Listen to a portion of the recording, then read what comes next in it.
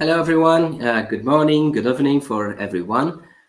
Thank you again for being here on one of more series of this webinar that ITC has been conducting this past 2 to 3 years. And today is a great. I'm Felipe Valentini from University of San Francisco in Brazil, and also part of the ITC Council. And today, Ariella will help me on this moderation, this webinar. And we also have the professor Fanny Cheung from Hong Kong. She has been a long time in ITC and doing researches on measurement and assessment in general. Thank you so much, Professor, for being here today.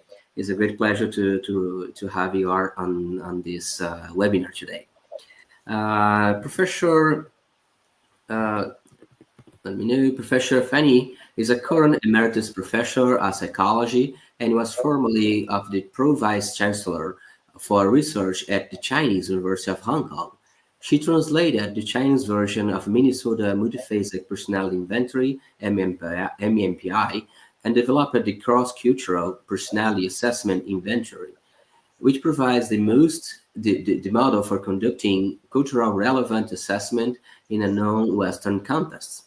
For this webinar, Fanny will discuss the need for and the methods for developing indigenous measures and how they provide culturally relevant assessment beyond the universal approaches. So thank you so much, Professor, for being here today. And we'll project the video, and after that we have some questions and answer session. So I'll put the video here. Thank you, Felipe, for your introduction. In this webinar on indigenous approaches to assessment, I'll first explore what is meant by indigenous and why we need indigenous approaches. I'll then introduce some of the methods in developing indigenous personality measures, and then illustrate the bottom-up method using the example of the Chinese personality inventory. The word personality comes from persona, meaning masks, which are found in both Eastern and Western drama to represent different characters or personality traits. So what are the indigenous or emic traits, and what are universal and ethic traits? The word indigenous means native, that is, originating in a particular place. In the field of cross-cultural assessment, measures developed in non-Western countries are often called indigenous measures. As a matter of fact, all original psychological measures developed in a particular place may be considered indigenous to that place, including Western measures. Because they were developed earlier, they have become the mainstream standard measures. To understand this development, we need to review the history of testing and the different stages in contemporary cross-cultural assessment. Going back to early history of testing, the earliest form of standardized testing is attributed to the Chinese imperial examination system in the Cheung dynasty, which has been exported to other Asian countries and Europe.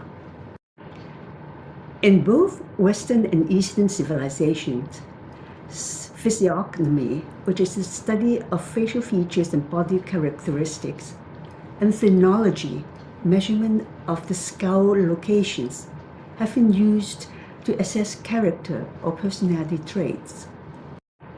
Fast forward to contemporary psychological assessment, when Western measures have become the mainstream measures which are used across cultural settings. I'll start by providing a simple summary of the various stages of cross-cultural assessment.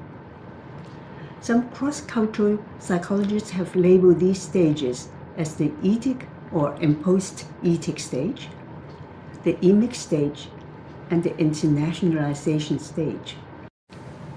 In the early stage of cross-cultural assessment, Western measures were typically adopted in other countries.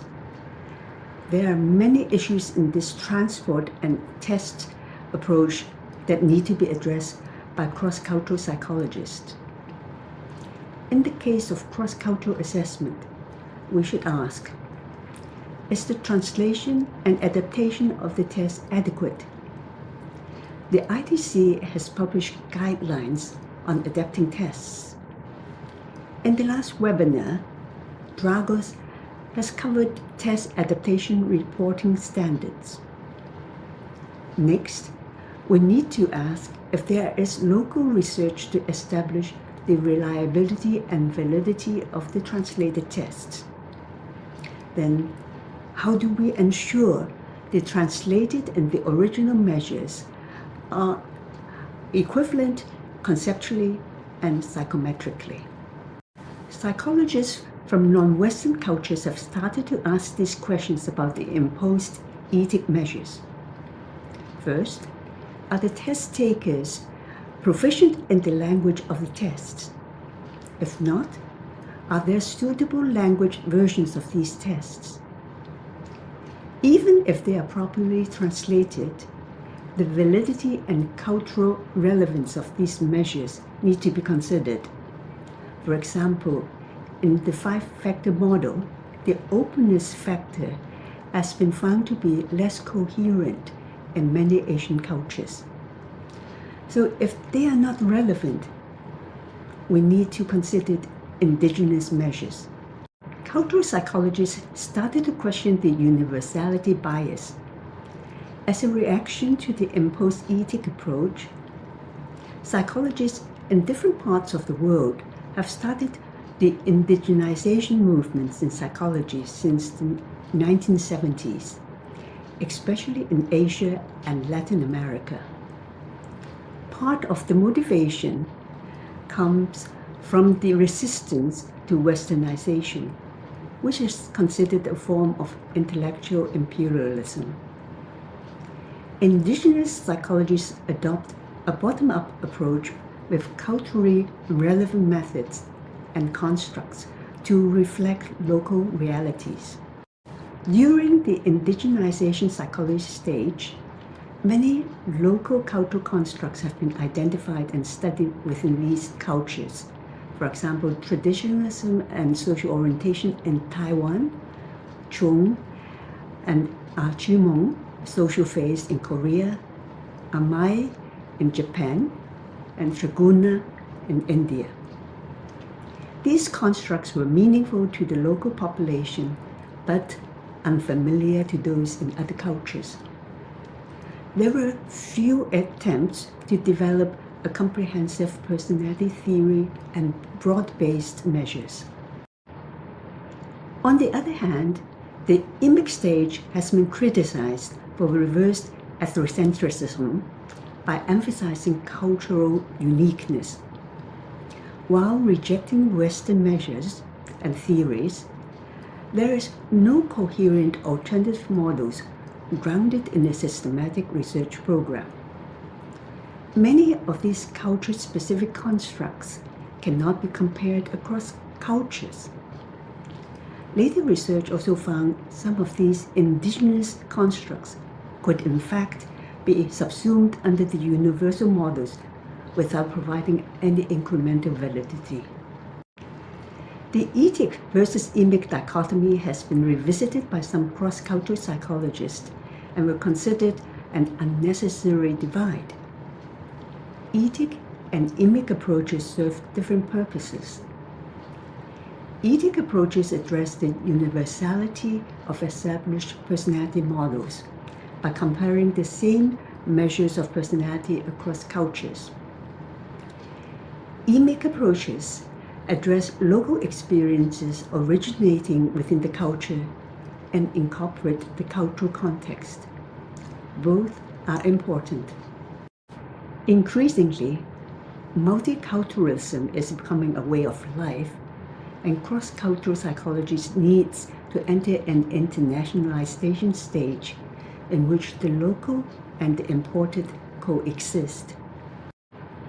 John Barry and his colleagues advocated integrating the etic and emic approaches to reach a more balanced view on the universal and culture-specific aspects of psychology.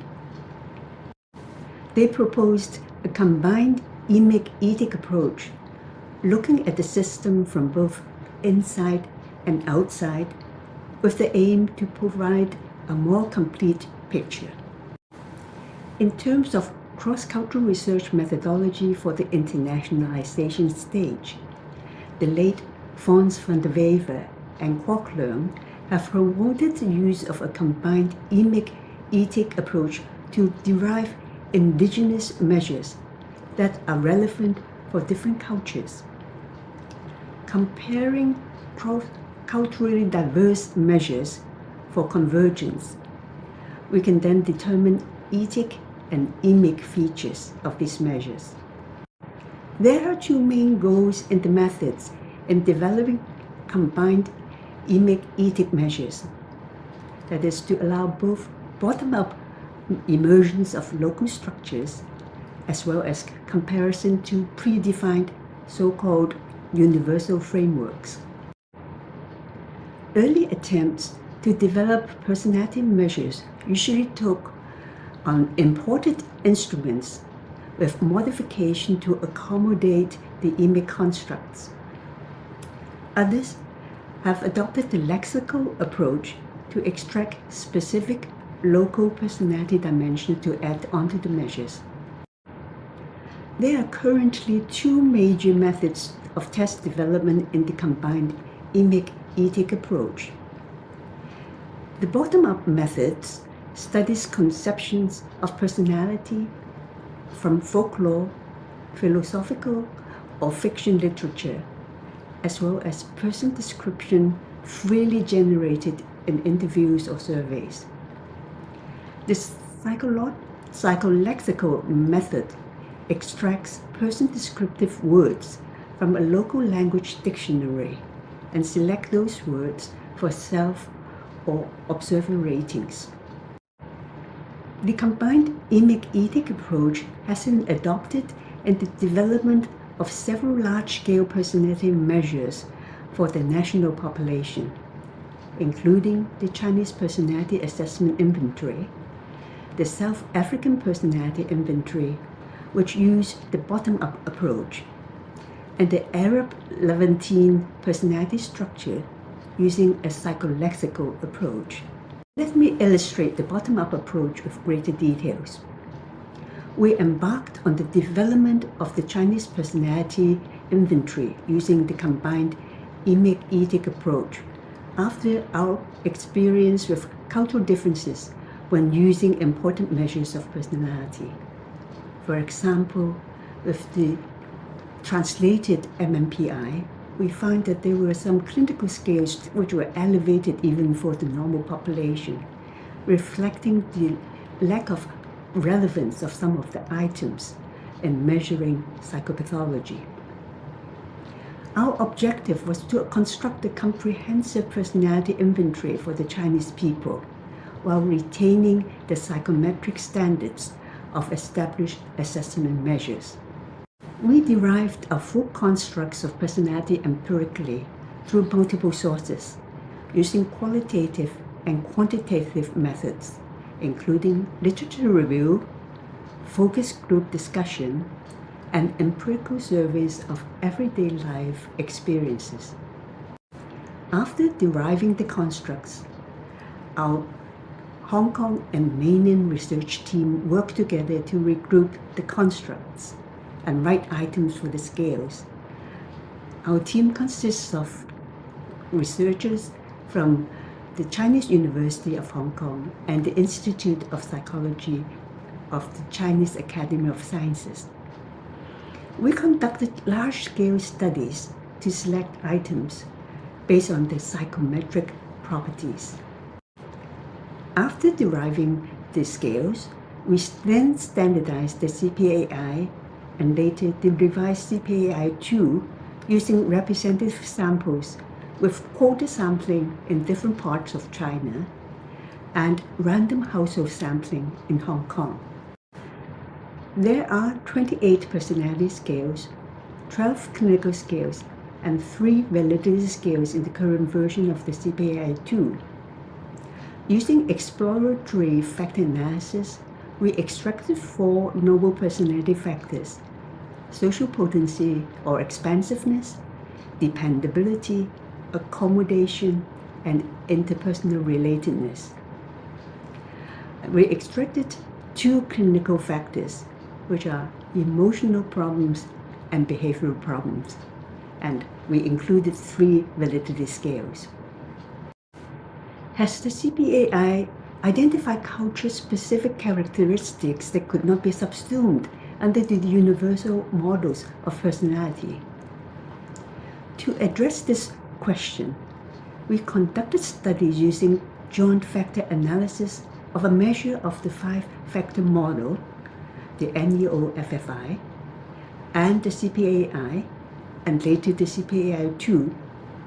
We found that 3 of the 4 CPAI factors mapped onto the 5-factor model. Specifically, the CPAI social potency factor loaded on the extroversion and openness factors of the VIC-5 without extracting a separate openness factor, even after we added new openness scales to the CPAI-2. The dependability factor merged with both neuroticism and conscientiousness factors of the Big 5, whereas the accommodation factor corresponded with the agreeableness factor. In the joint factor analysis solution, the CPAI-2 interpersonal relatedness factor formed a unique factor and did not load on any of the 5-factor model factors. The IR factor consists of scales reflecting Confucian characteristics, including traditionalism, harmony, discipline, reciprocity, or what we call 人情, and thrift. Empirical studies conducted by our research team and other researchers validated the utility of the IMIC IR factor, which contributed incremental validity to various predictions of behavioral outcomes in personality assessment, including life satisfaction, social belief, trust and persuasion tactics, career choice and efficacy, leadership, job performance, and psychopathology. Is the CPAI Indigenous IR factor unique only to the Chinese culture? To answer this question, we translated the CPAI-2 into other languages including English, Korean, Japanese, Dutch, and Romanian, and tried it out in different cultural settings. This is akin to a reversed imposed ethic approach in which different language versions of the CPAI were exported to other cultural settings. Studies using joint CPAI-2 and NEO-FFI procrustes rotation in these samples showed that for Japanese, Korean, and Asian American samples, there was high level of factor congruence, including the IR factor. There is less coherent factor structure for IR in the Dutch sample. In the Romanian sample, the IR factor was retrieved, but it produced an incomplete reflection of the IR factor.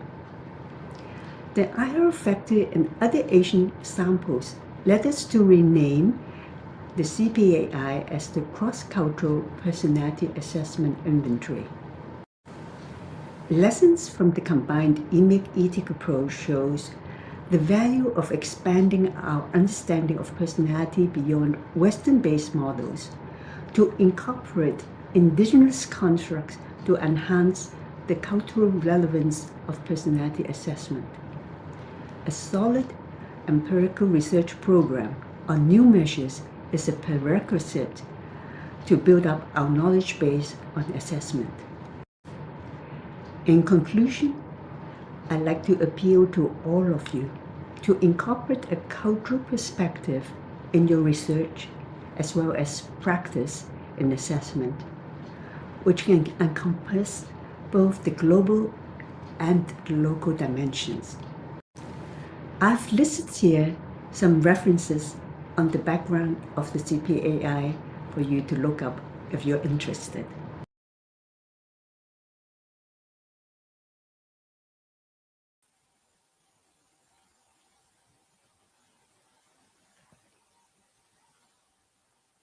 My microphone. Thank you so much for this this talk. It's very interesting approaching for doing assessment in no Western countries, no Western cultures. It's a very important question. And the last two webinars, we talk about adaptations and approaches for assessing in different countries, in different cultures. And Dragos spoke last month about the standards for reporting adaptation tests, and your talk about building measures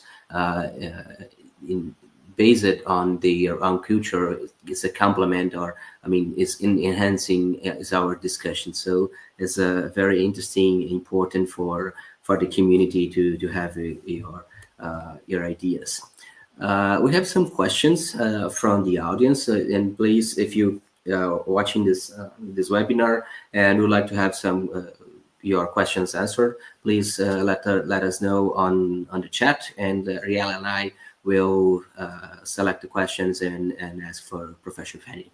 The first question, Professor, came from our pre-registration form.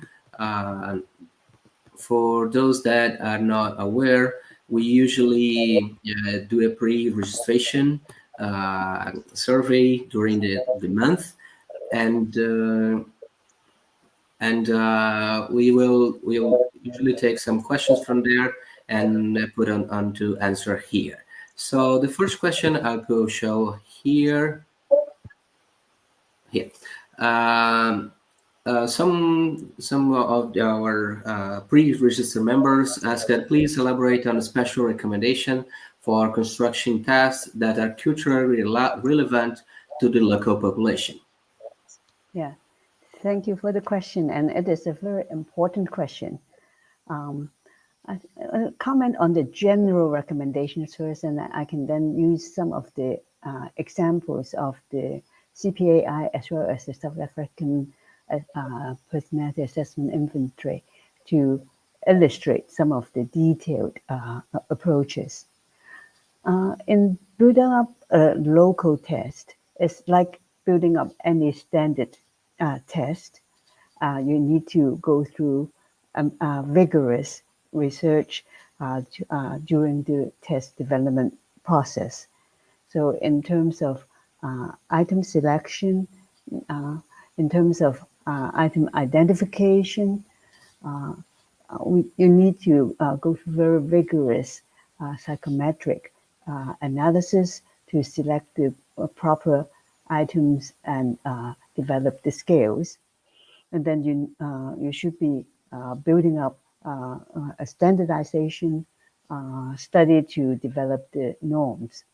But one important factor in addressing the cultural relevance in the local population is to involve representatives in your team from different cultural subgroups, especially if there are culturally diverse ethnic and socio-economic backgrounds in your population. That way, you can ensure that the constructs in personality or in any psychological domain would be covered by the members of your team. And secondly, even after developing your test, it is very important to conduct empirical research to establish its validity so that you know the test is useful for what it is intended for. that's how we started with the development of the CPAI. And I'd like to just mention the SAPI, the South African Personality Inventory, which is even more challenging than the CPAI, because in South Africa there are 11 official languages. These language groups differ in ethnicity as well as in cultures. And because of the apartheid historical background, there's an important law in South Africa, the Employment Equity Act, which attempts to address the uncritical use of important instruments by stipulating that psychological testing and other similar assessment are prohibited unless the test or assessment being used A, has been scientifically shown to be valid and reliable, B, can be fairly applied to all employees, and thirdly, not biased against any employee or group. So with this, it is not only psychologically important, but also legally required that you develop a test that would be relevant culturally and useful to the specific cultural subgroups. So in the development of the SAPI, when they first started, it consists of a qualitative stage in which the research team uses an indigenous approach to identify culturally and linguistically adequate personality description terms for all 11 languages. And bearing in mind that not all languages are easily accessible in dictionary. They do not have local dictionary for those languages. So a lexical approach was not useful in that sense. So in the initial stage, interviews for each of the subgroups, the language groups, were conducted with first language speakers for each group. And so they went around interviewing the local groups with and collected over 50,000 utterances in different steps, which then the research team reduced to subfacets and then facets and subclusters and clusters. So even at the qualitative stage in the initial identification of personality constructs, it's important to engage the relevant target groups and stakeholders so that their perception and the constructs would not be sidelined or forgotten. So these are important considerations when we first start to develop a test. Then the rest is the standard procedure that you would adopt in developing any test, whether it is ETIC or whether it's in EMIC.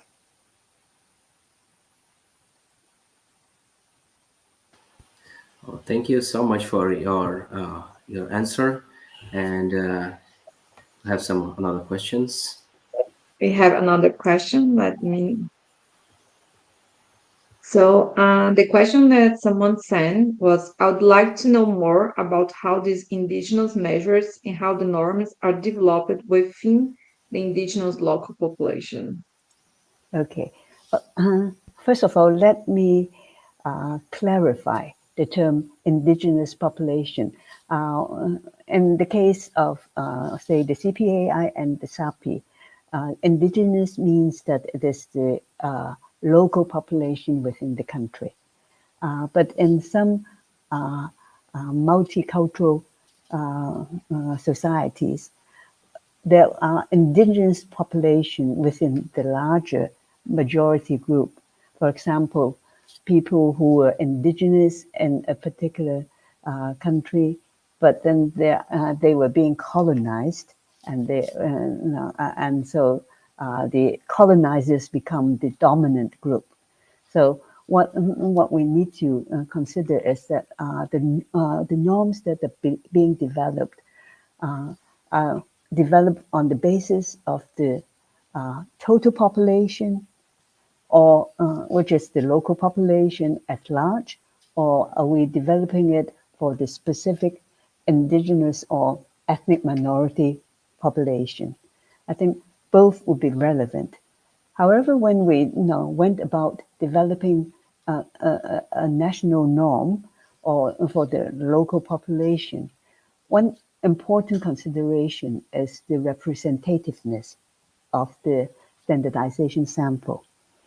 In the case of the CPAI, we ensured that the normative sample would be representative of the demographic background of the population, including socioeconomic status, education, with the exception that for paper and pencil tests, we have to ensure that they were literate, so they should have at least primary level education. And then we should have representative percentage of male and female and different age groups. And within China, we divided the whole country into 6 major regions. And within each region, we then try to use a quota sampling method to ensure that different social demographic backgrounds will be represented.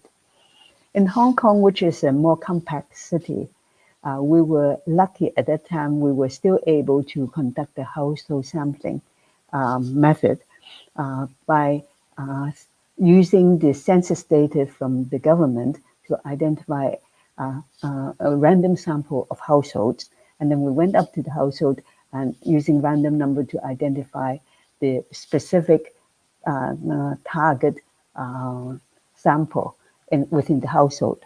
So at the end of the day, we can show that the normative sample was representative of the total population. And in the standardization, using the standardization sample, we can then develop the national norms by normalizing this raw score to a standard score. And then all users of these tests in the future can be compared to the norm. On the other hand, when we look at specific subgroups, we may want to know whether the test may be biased towards or against a particular ethnic subgroup. So in the standardization study, even when we were trying to be representative, we can also use the normative sample to identify whether there are significant differences between the subcultural groups. And if there are significant differences, how do we take into account of these subgroup differences in using the test scores in interpretation? So these are some of the considerations when we develop the local norms.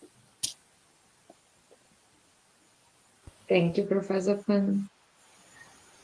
Thank you. Thank you so much. We also have another question as you talk about the norms and building norms from the culture where the test was developed.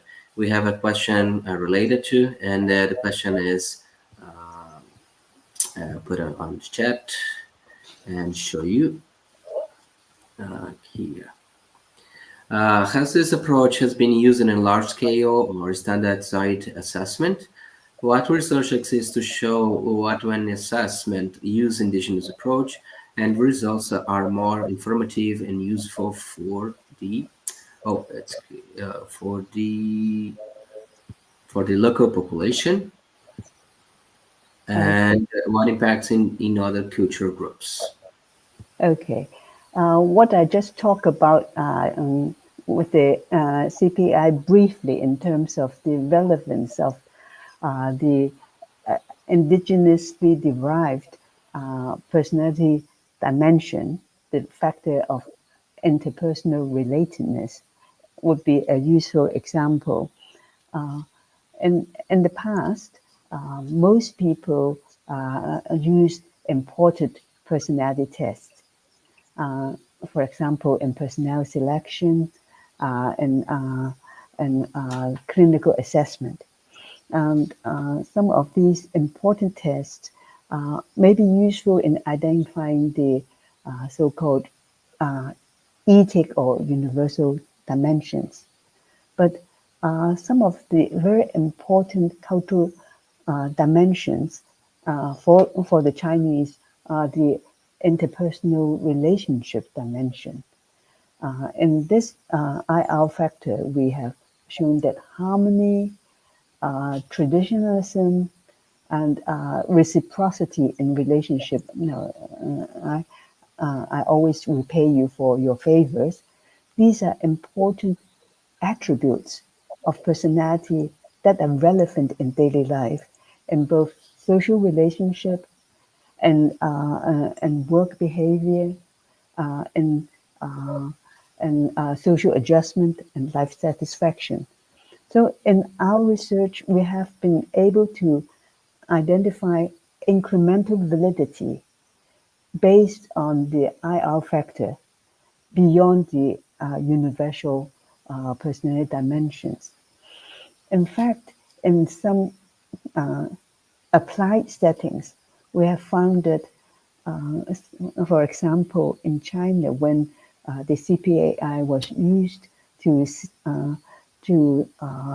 consider the recruitment of managers, especially in the earlier days when there were many expatriate managers, people from North America or Europe coming in to work as managers in Chinese factories. We found that the IR factor was very predictive of the adjustment of the manager, both in terms of his or her personal adjustment to the local setting because of the importance of the cultural dimension, and also in the reception of the personnel, the staff attitude toward this manager. One manager or one potential recruit whose score was very low on harmony had a lot of conflict when dealing with his staff.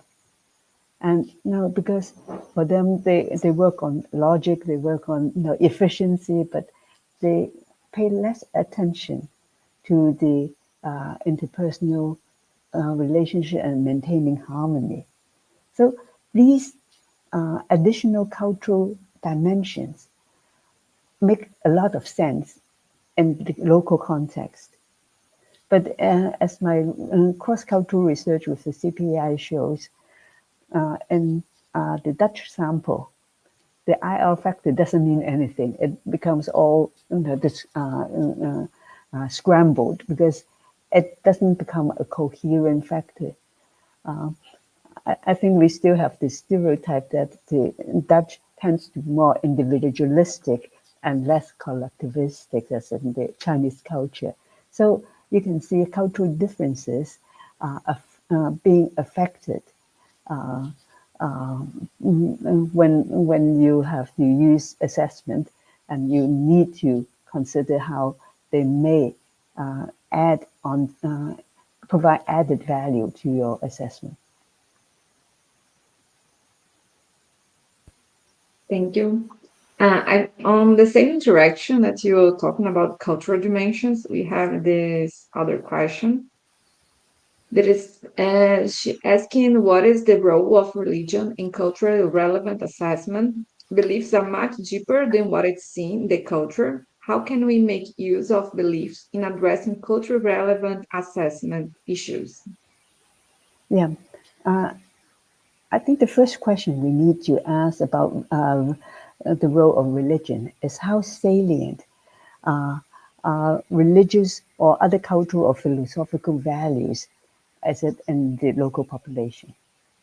If it is very salient, probably in the elicitation of the personality construct, some of these religious constructs may have emerged already, especially when you go through the qualitative stage, you do the bottom-up interviews or surveys. Some of these religious concepts and values may have come up. This is what happened with the CPAI when we have the more the cultural values based on Confucianism coming up with family orientation, harmony, self-restraint, but being generous to others. Now, these are some of the traditional values and beliefs based on Confucianism, which to us is more a philosophy and less of a religion. But in other cultural contexts, religious beliefs may have emerged as important attributes that define a person's personality.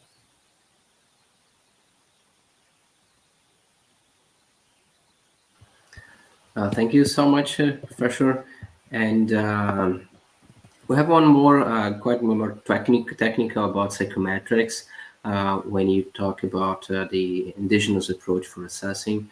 And the registry asked us how to ensure assessment validity and reliability in consideration of socioeconomic status, bilingualism, and exposure to Western culture or acculturation.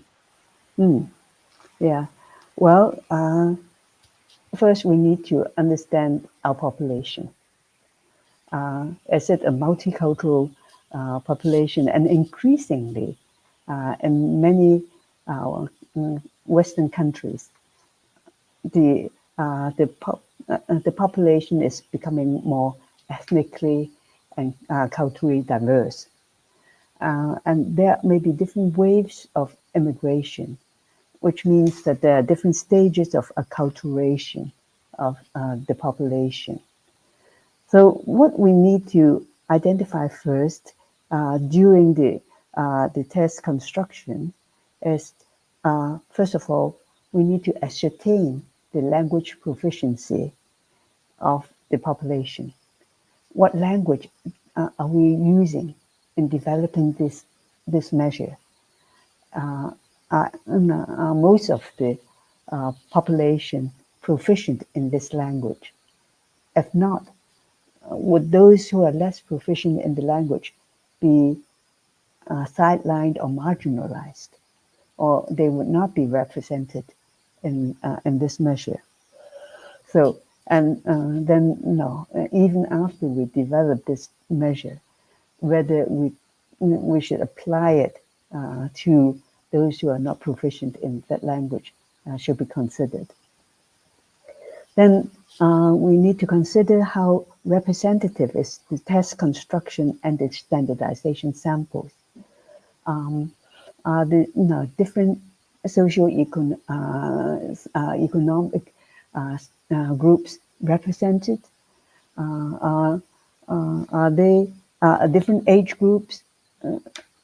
And that's why previously I talked about the importance of having a representative sample for your standardization, and also having team members from different backgrounds who could inform the constructs and the items in the test development. These would ensure that the different subgroups would be represented and they would inform the development of the test.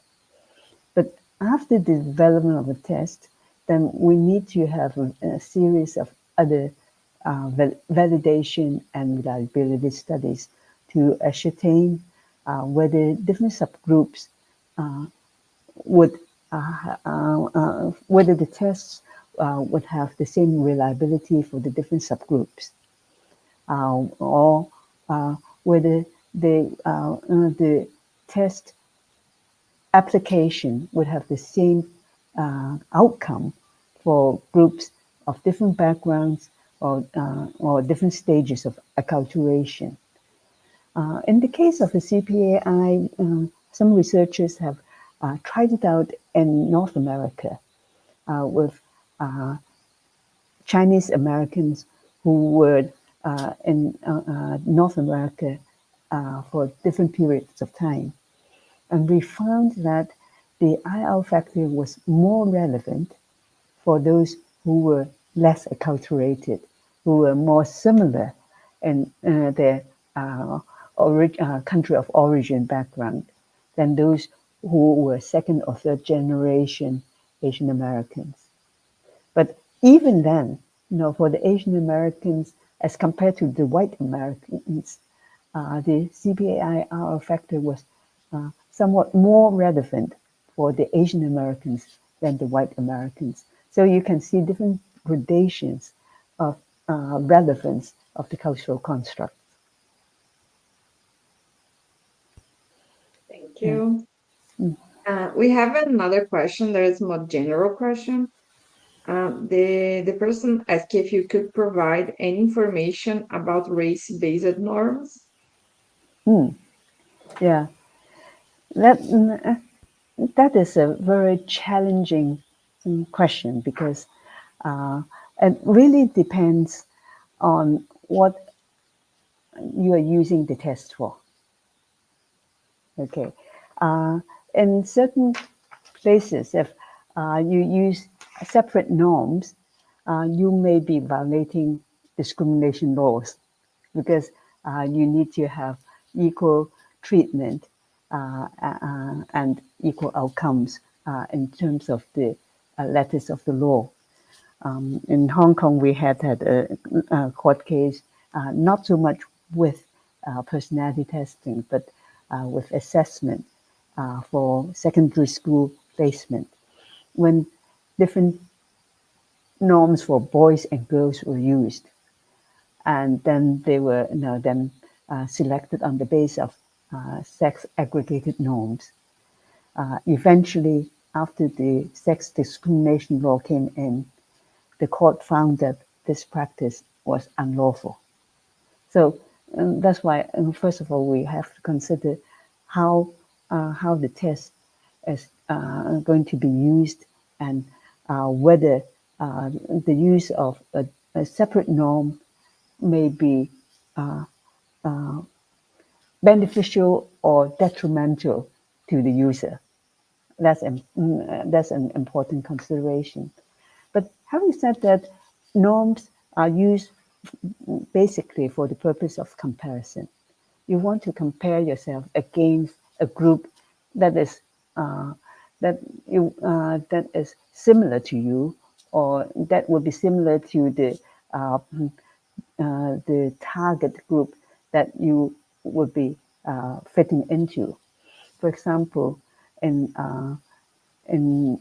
personnel selection, the relevant norm would be for the purpose of selecting those people who are considered to have certain attributes that are beneficial or useful in that particular job setting.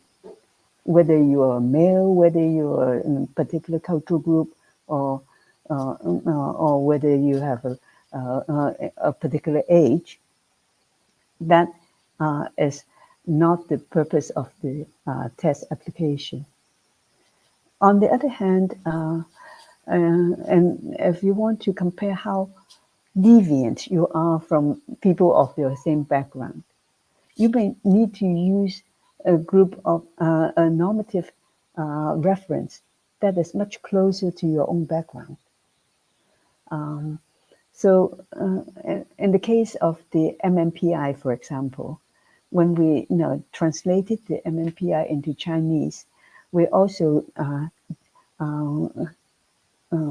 developed the national norm, the Chinese norm, and comparing the score on the Chinese norm against the standard American norm, we found that the Chinese patients, as well as normal Chinese participants, may score much higher on some clinical scales if they're using the American norms, because the the items on those scales are more relevant to the American sample on which they were developed. Let me give you a more specific illustration on the depression scale of the MMPI. Even among Chinese college students in our preliminary studies, you find that they score very high on depression.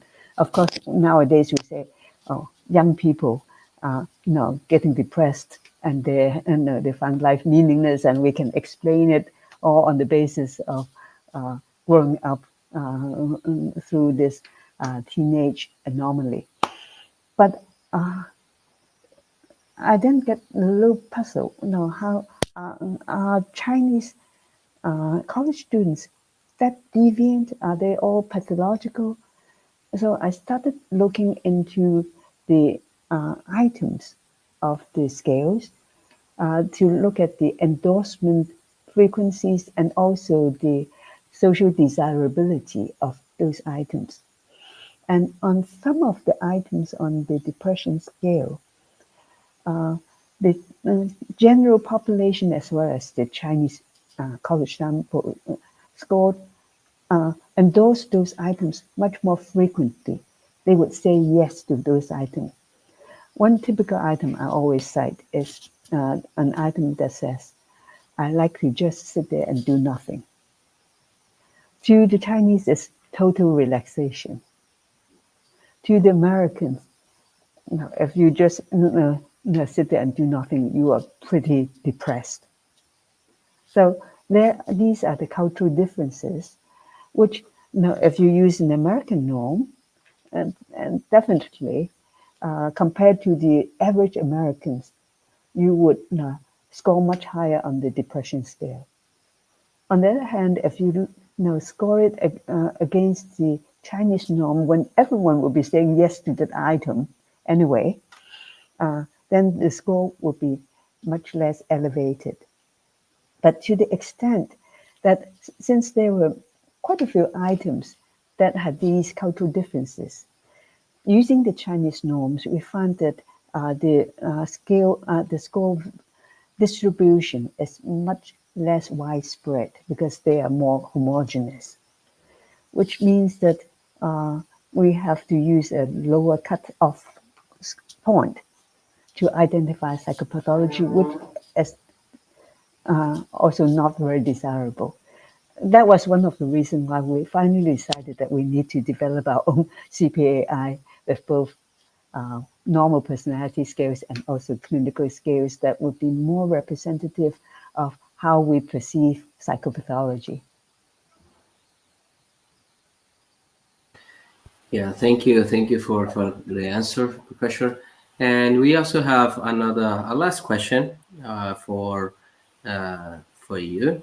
I'll put it here. It's about the cross-cultural studies. If this approaching, using like the bottom-up approaching for building paths from the culture is appropriate for cross-cultural studies, and how we do like invariance, diff analysis, those technical stuffs for comparing populations. Yeah, well, the methods that I just cited are exactly the methods that are commonly used in cross-cultural studies. In the past, most in the early stages, what we call the imposed ethics stage, the approach that was adopted was the import and test. You import and translate the test at most, and then you test it without considering variations in cultural diversities. With the combined image-ethic approach, we adopt some of the universal constructs, but we also bring in the indigenous or local constructs.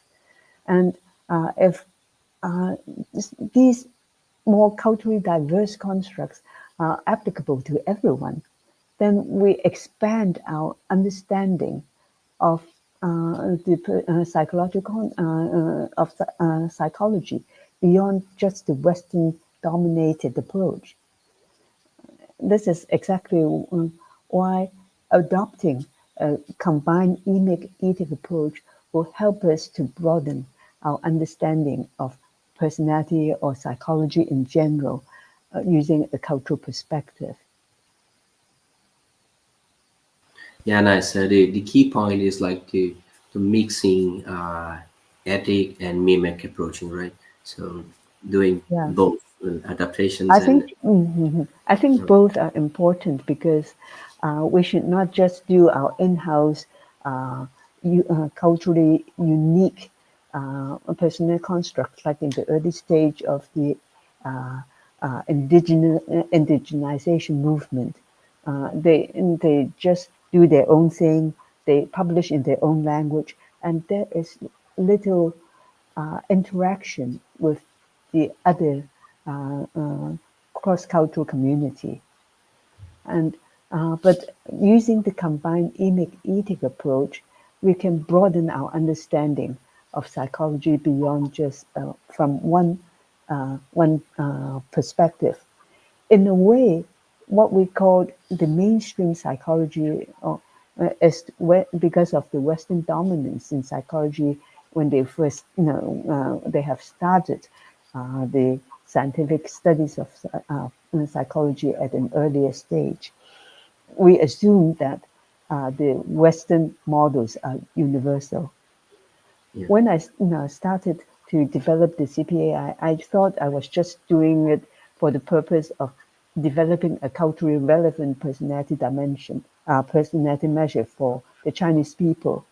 Then through my research in comparing CPI across culture, it helped us to broaden our understanding and at a more theoretical level so that we can understand psychology beyond just a Western uh, uh, centric type of model. Uh, in fact, when we look at the other indigenous measures, like with SAPI, they also find human relationship to be important. In Europe, in some European countries, they also identify the importance of family relationships and human relationships. So having this cross-cultural interaction help us to broaden our understanding of psychology from a more cultural perspective. yeah. Yeah, it's perfect. And it's an inspiring approaching for developing more appropriate instruments to our own culture, especially to be fairness with our examinations and measurements. So it's an outstanding point. And thank you so much, Professor Fanny, for your presentation, for your time to be here. For your preparation. I know that's a huge challenge for you as well, doing the time zone differences. It's a very late night in Hong Kong, and we appreciate your time, your patience for being here today on this webinar series for the ITC. Thank you so much for your time. Yeah, it's my honor and pleasure. Thank Yeah. you. Thank you again, Professor. Yeah. Mhm. And thank you for everyone that watched this video, this webinar. We will take a vacation from 1 month, and we'll be back on webinars on August, beginning August. So stay tuned with the ITC social medias to be connected and see what is going to be our next webinar. Thank you so much for today. Thank you. Bye bye. Bye.